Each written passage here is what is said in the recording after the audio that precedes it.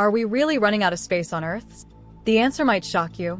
Despite the growing panic, the truth behind overpopulation is far more complicated than you've been led to believe. Imagine a world where the problem isn't overpopulation but mismanagement of resources and misinformation. What if the crisis isn't as inevitable as it seems? In today's video, we're going to dive into the real data and reveal why the narrative of Earth running out of space might be misleading. If you've ever wondered about what's really going on with our planet's space and resources, you're in the right place. Hit that like button, subscribe, and stay with me till the end, because the answers might just change how you see our world. The overpopulation myth. Are we really running out of space? Let's start with the most pressing question. Is Earth really overcrowded, or is it an illusion? When we think of overpopulation, the image that often comes to mind is that of sprawling cities with skyscrapers packed tightly together, people living shoulder to shoulder, and endless traffic jams. But this isn't the whole picture. The truth is, over 50% of the world's population lives in urban areas, covering just 3% of Earth's land surface. That means vast portions of our planet remain untouched by human development. Forests, deserts, and plains stretch for thousands of miles. So, why do we still think we're running out of space? The answer lies in distribution. People are clustered in specific areas, while huge regions remain underpopulated.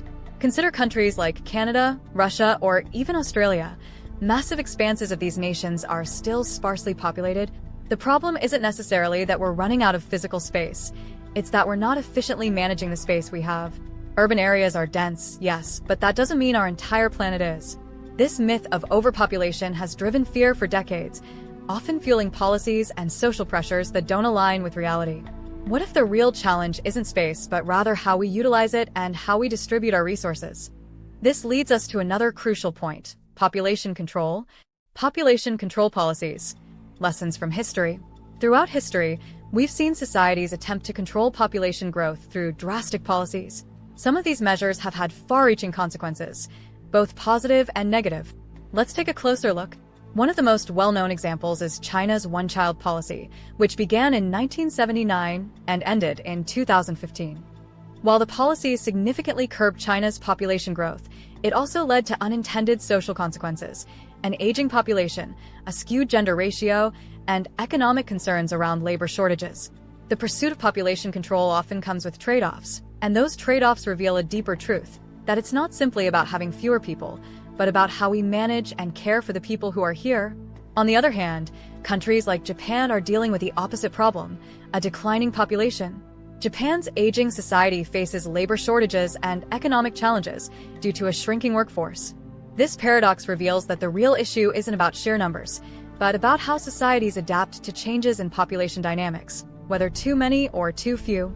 Water scarcity in an overpopulated world. The real crisis.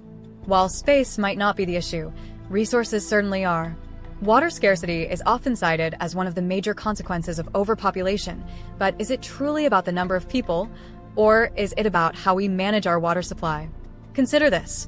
Over 70% of the Earth's surface is covered with water, yet less than 3% of it is fresh and suitable for human consumption. The real challenge isn't that there isn't enough water, it's that we're not properly managing the water we have. Wasteful agricultural practices, pollution, and inefficient urban water systems all contribute to the scarcity issue. Countries like Israel have made significant strides in combating water scarcity through technological innovations like desalination and water recycling. These approaches show us that the key to solving resource scarcity doesn't lie in reducing the number of people, but in innovating how we use and conserve our resources. So, is water scarcity truly a symptom of overpopulation, or is it a sign that we need to rethink how we manage our natural assets? Feeding the masses, agricultural innovations for a crowded planet. If space isn't the issue and resources like water can be managed better, what about food? How can we feed an ever-growing population with limited agricultural land? The answer lies in agricultural innovation. Technologies like vertical farming and lab-grown meat are revolutionizing the way we think about food production. Vertical farms can grow crops in urban environments using less land, less water, and fewer pesticides compared to traditional farming. Imagine skyscrapers filled not with people, but with rows of fresh produce, providing cities with a sustainable food source. Meanwhile, lab-grown meat offers a solution to the environmental toll of livestock farming. Traditional cattle farming requires vast amounts of land, water, and feed, and contributes significantly to greenhouse gas emissions. Cultured meat, on the other hand, is produced in controlled environments, using fewer resources and minimizing environmental impact. These innovations paint a hopeful picture of how we can continue to thrive without exhausting our planet's resources.